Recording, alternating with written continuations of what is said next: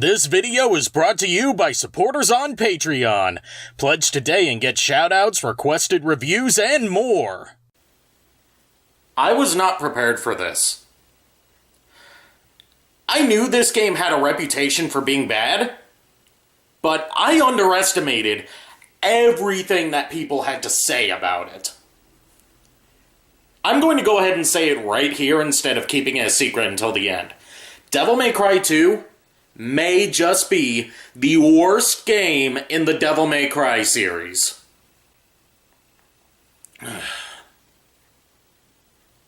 Let's get it over with. Devil May Cry 2 was rushed into production during the localization process of the first Devil May Cry.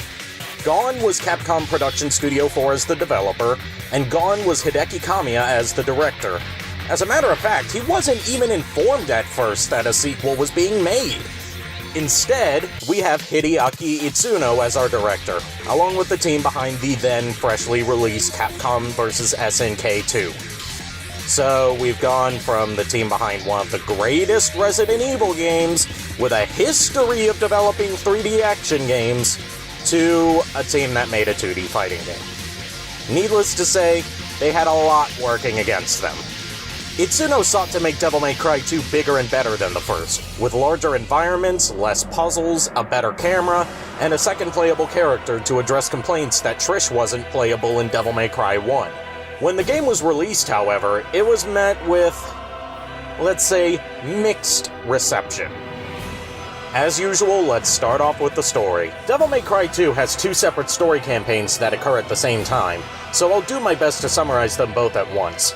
I am spoiling this story rotten, so skip ahead to the point on screen to avoid having the plot ruined for you.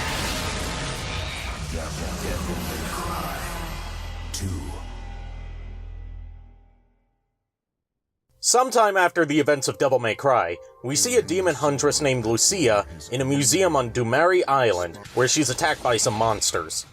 She's rescued by Dante, who happens to have the same objective as her, collecting an ancient artifact called the Arcana Medaglia. Lucia invites Dante to meet her mother, an old woman named Mathieu, who knew Dante's father Sparda in the past. She tells Dante that a corrupt businessman, Arius, seeks to conquer the world using the power of a demon called Argisax. Argisax, really? That's the best name you could come up with? Dante flips a coin to decide whether or not to help Mathieu and Lucia defeat Arius and prevent Argisax's resurrection by collecting all of the Arcana artifacts before Arius can, with Mathieu promising to tell Dante a story about Sparda as a reward. Dante and Lucia split up to hunt down Arius and collect the Arcana, occasionally crossing paths along the way. During Lucia's adventure, she learns that she isn't actually a human, but rather a demonic mannequin created to serve Arius. She doesn't take it very well, as expected. She decides to hunt him down and finish him off herself, but fails and is captured. Dante shows up and hands over the rest of the Arcana to him. Why? What does that accomplish? He then beats down Arius and rescues Lucia, but Arius manages to escape back to his headquarters at the center of some kind of gateway to the underworld. It's not really explained. Dante defeats Arius again, revealing that one of the Arcana that he gave to Arius was a fake all along, botching the ritual intended to revive Argisax and grant Arius with unlimited power. Dante finishes off Arius and the day is saved. But then, Lucia demands that Dante kill her, fearing that she may turn into a demon and attack the humans she swore to protect. Dante refuses, but before everything can be settled, the portal to Argisax's realm is opened anyway. What? The ritual was incomplete. But the door to the demon world is... Wait. That's a legitimate question she asked right there. How did Arius complete the ritual if he didn't have all the Arcana? You can't just bring up plot holes in your own story and then not fill them in! Dante and Lucia bicker over who gets to go to the underworld to fight Argisax, since it isn't guaranteed that whoever goes in will be able to come back. Dante flips his coin again, which comes up heads, meaning he gets to go in. Dante enters the underworld and defeats Argisax. Meanwhile, Lucia discovers that Arius is still alive, having been transformed into a corrupted state by the ritual. She finally kills him once and for all. She discovers that Dante's coin had two heads all along, meaning he would always be the one to battle Argisax, just as his father Sparta did. Mathieu reminds her that Sparta managed to return from a similar trip to the underworld, meaning that there's a chance that Dante could do the same. An unspecified amount of time passes, and we see Lucia waiting at the Devil May Cry office, musing over what Dante said to her before he left. She hears the sound of a motorcycle parking outside the office, goes to check it, and cut to black. That's it? Seriously? Devil May Cry 2 is more plot-heavy than Devil May Cry 1 was, but it bungles it up every step of the way. Most of the plot details I covered, including how the game ends, is only covered in Lucia's story.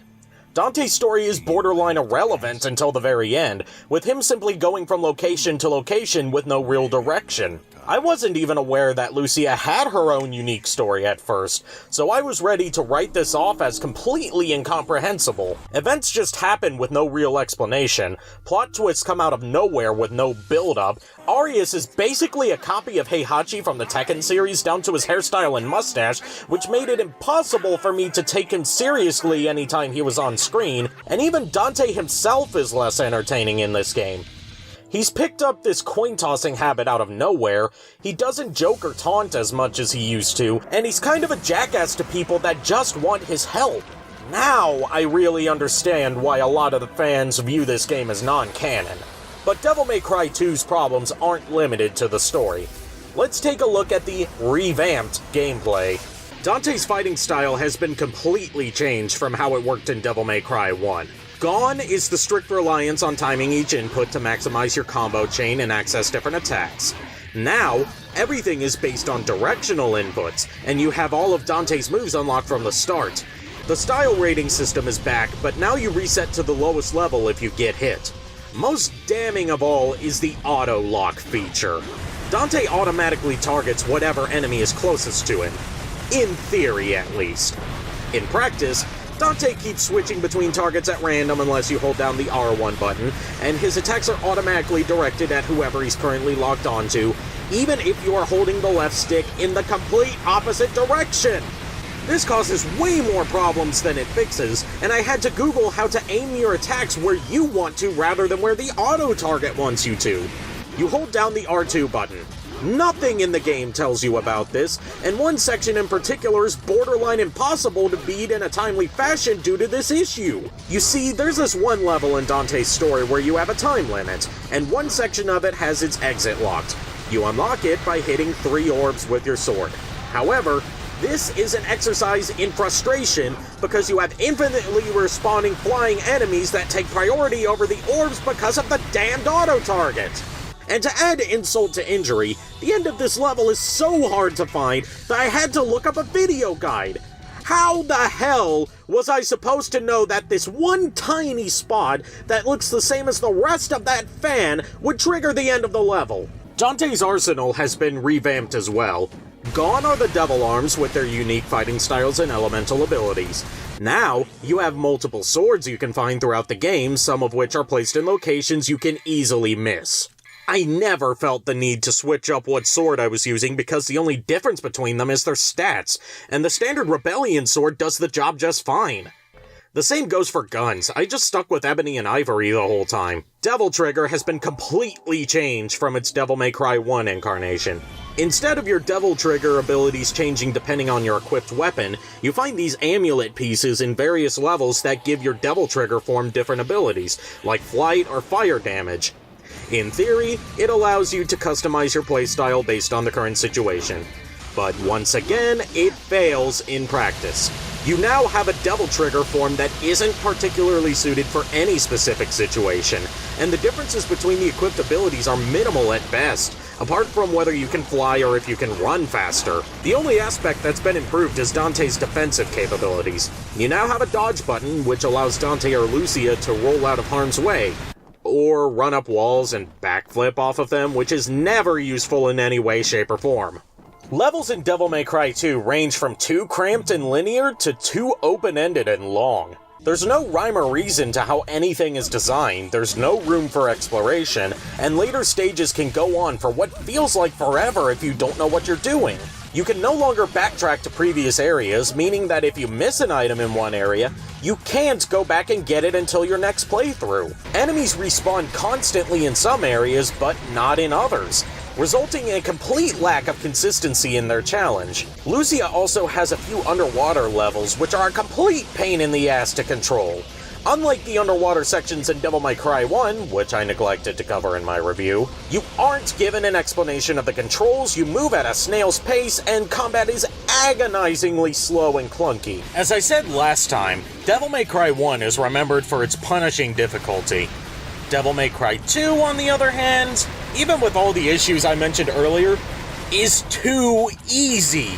Your Devil Trigger gauge fills up insanely quickly, giving you near constant access to it.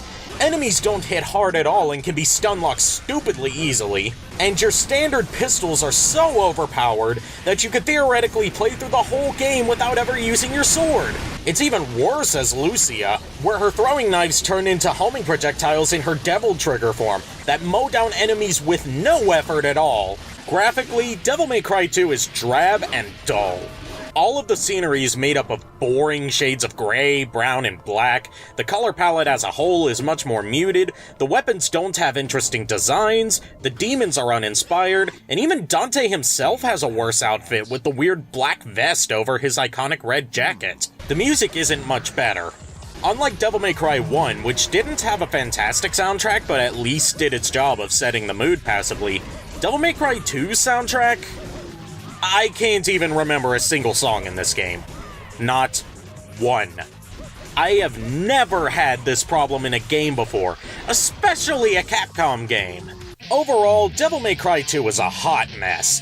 It screws up everything that it tries to improve upon from the first game, the plot is a mess, the graphics and music are bland, the gameplay is somehow both too easy and too broken to be enjoyable, and now I fully understand why Devil May Cry 2 is considered the black sheep of the franchise. While it sold even better than Devil May Cry 1, Devil May Cry 2 was met with far more negative reception across the board, often showing up on lists of most disappointing games on various websites. It wasn't until 2005 that Devil May Cry would see a new game, this time trying to distance itself as far as possible from Devil May Cry 2 by covering Dante's early years. Tune in next time when I see if Devil May Cry 3 Dante's Awakening can get the series back on track.